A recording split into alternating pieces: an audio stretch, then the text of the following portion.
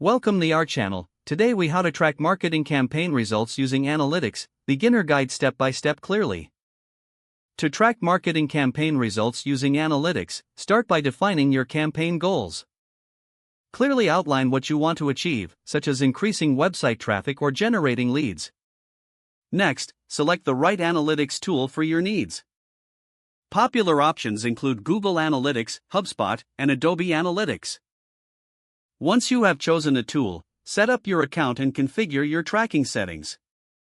Ensure you correctly install tracking codes on your website or landing pages. Now, set up conversion tracking to measure specific actions taken by users. This could involve tracking form submissions, purchases, or newsletter signups. After that, establish key performance indicators, or KPIs, that align with your goals.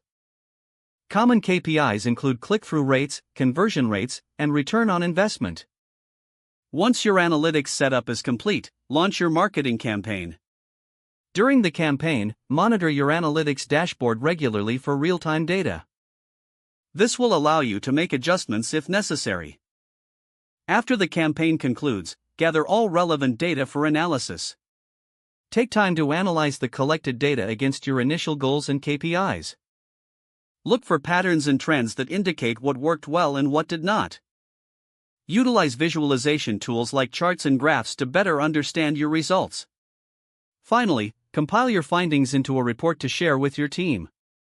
Use this report as a basis for future campaigns, making adjustments based on your insights. If the page does not load, refresh the browser or try again in a private or incognito window. Make sure you are using the correct email address, then retype it carefully to avoid small typos.